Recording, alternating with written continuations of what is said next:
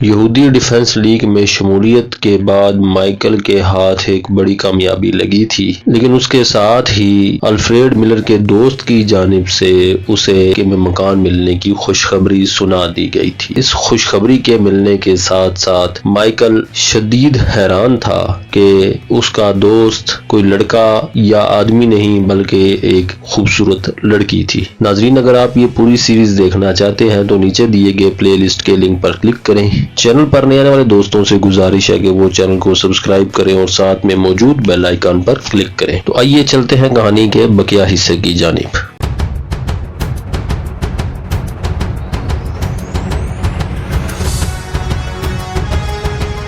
لطیفہ حسینی کی زندگی میں یہ پہلا موقع تھا کہ اس نے کسی یہودی سے اتنی طویل گفتگو کی تھی۔ اس کا یہ مطلب نہیں تھا کہ اسے کبھی کسی یہودی سے بات کرنے کا موقع نہیں ملا تھا۔ یہودی اکثر عرب آبادی والے علاقے میں سیر و تفریح یا شاپنگ کے لیے آتے رہتے تھے اور عربوں سے بات چیت بھی کرنا چاہتے تھے۔ کئی یہودیوں نے کئی مرتبہ لطیفہ سے بھی بات کرنے کی کوشش کی تھی، لیکن وہ ہمیشہ ان کی حوصلہ شکنی کرتی رہی تھی۔ لطیفہ کی پرورش ایک ایسے ماحول میں ہوئی تھی جہاں بچوں کو یہودیوں سے نفرت کرنا سکھایا گیا تھا۔ یہودیوں سے نفرت ان کی رگوں میں دوڑنے والے خون کا ایک حصہ بن چکی تھی۔ لطیفہ 1948 میں اس وقت پیدا ہوئی تھی جب اسرائیلی ریاست وجود میں آئی تھی اور اس کے نتیجے میں 10 لاکھ سے زائد فلسطینی عربوں کو اپنا گھر بار چھوڑ کر مشرق وسطیٰ کے دیگر ممالک میں پناہ حاصل کرنا پڑی تھی۔ لطیفہ جب اسکول میں داخل ہوئی تو اس کے کورس کی کتابوں میں بھی مسلمانوں کے ساتھ یہودیوں کے ظلم و ستم کی داستانیں موجود تھیں۔ یہودی وحشی بھیڑیے، درندے اور قاتل تھے۔ اسکول کی کتابوں میں بھی یہ لکھا گیا تھا کہ ایک دن ایسا ضرور آئے گا کہ عرب متحد ہو کر یہودی ریاست کو ہمیشہ کے لیے ختم کر دیں گے، لیکن صورتحال اب تک اس کے برعکس ثابت ہوئی تھی۔ 1967 میں یہودیوں اور عربوں کے درمیان پہلی باقاعدہ جنگ چھڑ گئی۔ لطیفہ کے گاؤں کے لوگ پہلے تو بہت خوش ہوئے کہ اب یہودیوں کا خاتمہ ہو جائے گا۔ ریڈیو پر بھی بار بار یہی اعلان ہوتے رہے کہ درندہ صفت یہودیوں کو ان کے اپنے ہی خون کے دریا میں غرق کر دیا جائے گا۔ لیکن ایک روز اچانک ہی اسرائیلی فوجی دستے ان کے گاؤں کے نواح میں پہنچ گئے۔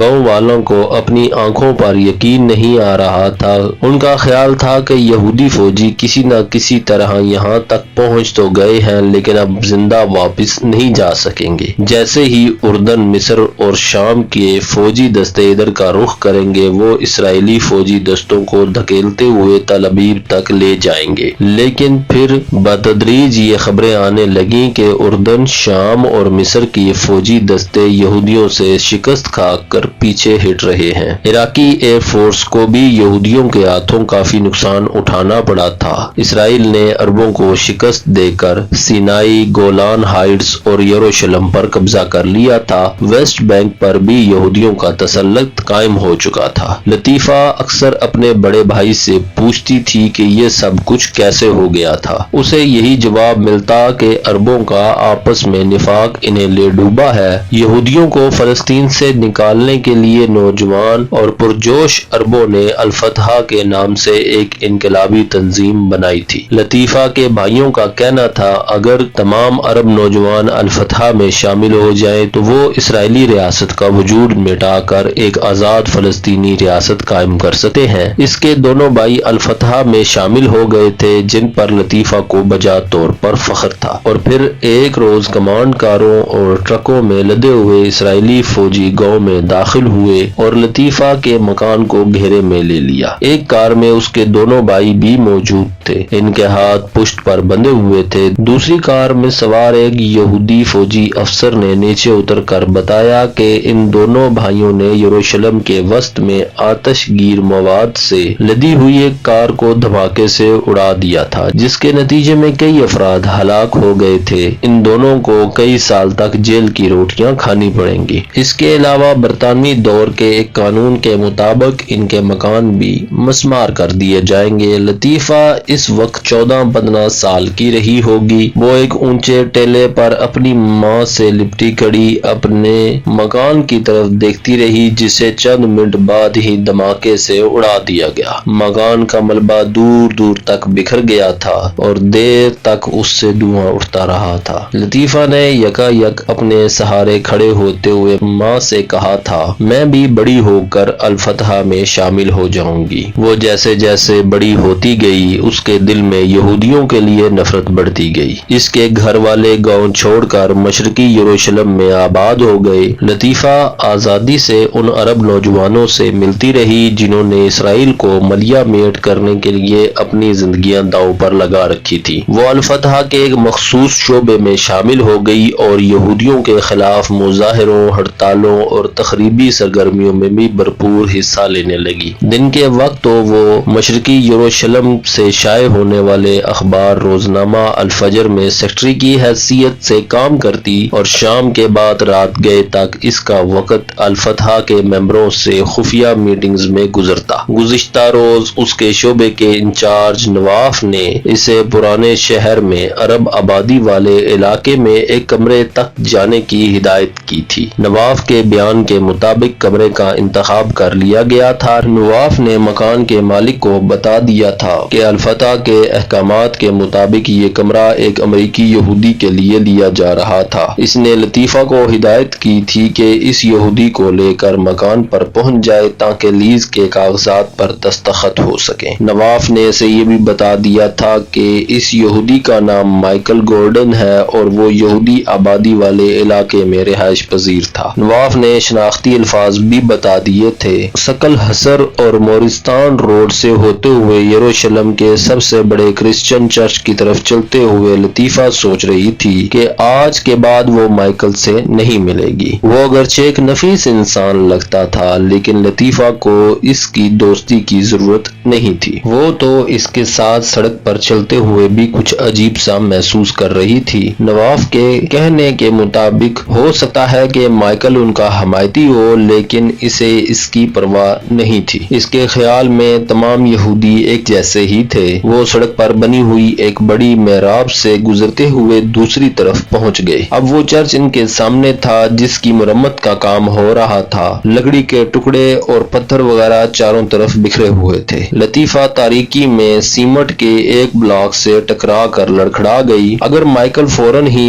اسے بازو سے نہ پکڑ لیتا تو وہ یقیناً گر پڑتی۔ لطیفہ نے جھٹکے سے اپنا ہاتھ چھڑا لیا۔ مائیکل نے اس وقت بھی اس کے چہرے پر نفرت و حقارت کے تاثرات دیکھے تھے۔ یہ ہے وہ مکان، لطیفہ نے ایک طرف اشارہ کیا۔ کمرہ فرسٹ فلور پر ہے۔ مالک مکان کا خاندانی نام مصری ہے۔ اوپر چلے جاؤ، وہ تمہارا انتظار کر رہا ہوگا۔ لیز پر دستخط کرنے کے بعد وہ کمرے کی چابی تمہیں دے دے گا۔ کیا تم اوپر نہیں آؤ گی؟ مائیکل نے حیرت سے اس کی طرف دیکھا۔ نہیں، لطیفہ نے نفی میں سر ہلا دیا۔ اب تمہیں میری ضرورت نہیں ہوگی کیونکہ باقی کام تمہیں ہی انجام دینا ہوگا۔ ایک منٹ، مائیکل نے ہاتھ کے اشارے سے اسے روک لیا۔ کسی گڑبڑ کی صورت میں ممکن ہے مجھے تمہاری مدد کی ضرورت پڑ جائے۔ اگر تم چلی گئیں تو میں تم سے کس طرح رابطہ قائم کر سکوں گا؟ وہ تقریباً 1000 مربع گز پر پتھروں سے بنا ہوا بہت پرانا مکان تھا۔ اس مکان کے عین سامنے چوراہے کے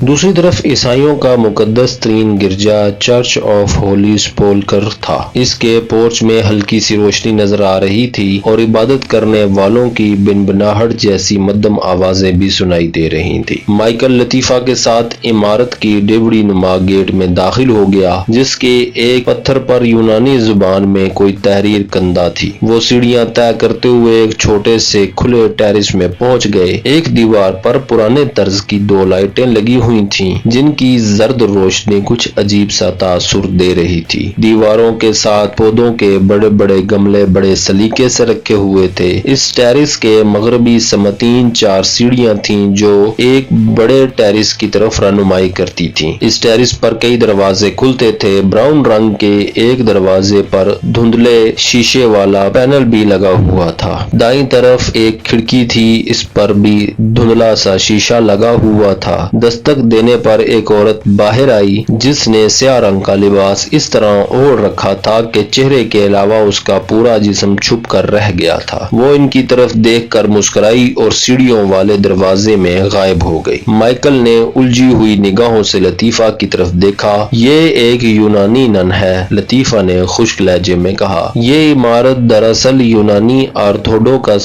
چرچ کی ملکیت ہے، صرف یہ 2 کمرے۔ اس نے اپنے پیچھے کمروں کی طرف اشارہ کیا۔ مصری فیملی کو لیز پر دیے گئے ہیں۔ عدنان مصری چوراہے پر واقع یونانی چرچ کا نگران ہے۔ جب سے اس کے بیٹے اسے چھوڑ کر گئے ہیں وہ اپنی بیوی کے ساتھ اکیلا ہی یہاں رہتا ہے، اس لیے ان کے لیے ایک ہی کمرہ کافی ہے، اس لیے دوسرا کمرہ وہ کرائے پر دے رہے ہیں۔ اسی لمحہ دوسرے کمرے کا دروازہ کھل گیا۔ ایک باری برگم بوڑھا آدمی باہر نکلا اور مچمچاتی ہوئی آنکھوں سے ان کی طرف دیکھنے لگا۔ اس نے ایک ہاتھ میں اینک بھی پکڑ رکھی تھی۔ اس نے اونی شرٹ پر ایک پرانا سکوٹ پہن رکھا تھا۔ اس کی پتلون بھی خاصی بوسیدہ تھی، لیکن پیروں میں سلیپر نئے تھے جو خوب چمک رہے تھے۔ اس نے اینک لگا کر ایک بار پھر ان کی طرف دیکھا اور لطیفہ کو پہچان کر مسکرا دیا۔ گڈ ایوننگ، وہ ٹوٹی پھوٹی انگریزی میں بولا۔ اس کا رخ مائیکل کی طرف تھا۔ اندر آ جاؤ پلیز۔ وہ دونوں اس کے ساتھ اندر آ گئے۔ خاصا بڑا کمرہ تھا جو سامان سے بھرا پڑا تھا۔ اسی لمحہ مصری کی بیوی بھی کسی طرف سے نکل کر ان کے سامنے آ گئی۔ مائیکل اور لطیفہ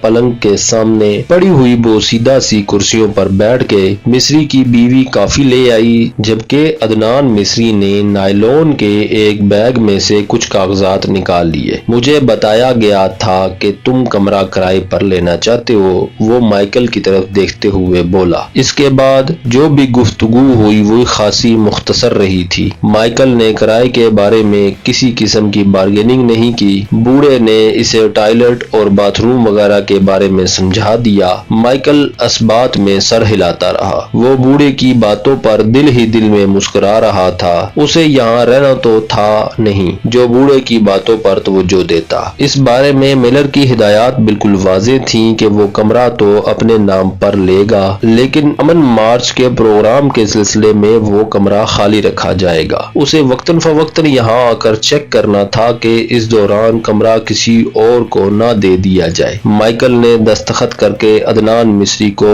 1 مہینے کا پیشگی کرایہ دے دیا اور کاغذات کی ایک کاپی لے کر جیب میں ڈال لی۔ اب اسے صرف اتنا کرنا تھا کہ صبح مقامی پولیس اسٹیشن جا کر کرایہ نامہ دکھانے کے بعد پولیس سے سرٹیفکیٹ لینا تھا۔ کیا میں کمرہ دیکھ سکتا ہوں؟ وہ اٹھتے ہوئے بولا۔ کیوں نہیں؟ مصری بھی کہتے ہوئے اٹھا۔ اس نے میز کی دراز سے ایک چابی نکالی اور مائیکل اور لطیفہ کو اشارہ کرتا ہوا دروازے کی طرف بڑھ گیا۔ ٹیرس میں آ کر اس نے بائیں طرف والے دوسرے دروازے کا تالا کھولا اور اندر داخل ہو کر لائٹ چلا دی۔ مائیکل کو حیرت کا ایک شدید جھٹکا لگا۔ یہ کمرہ کسی ڈرافٹس مین کا دفتر نظر آ رہا تھا جہاں ڈرائنگ بورڈ، سلائیڈ رولز اور اس قسم کی متعدد چیزیں پڑی ہوئی تھیں۔ ایک میز پر ایک ادھورے نقشے کے قریب لاتعداد پین پنسلیں اور مختلف رنگوں کی روشنائیاں رکھی ہوئی تھیں۔ یہاں پہلے ایک انجینئر رہتا تھا۔ لطیفہ نے مصری سے عربی زبان میں بات کرنے کے بعد مائیکل کو بتایا۔ وہ انجینئر کل صبح یہاں سے رخصت ہو رہا ہے، اس کے بعد یہ کمرہ تمہارا ہوگا۔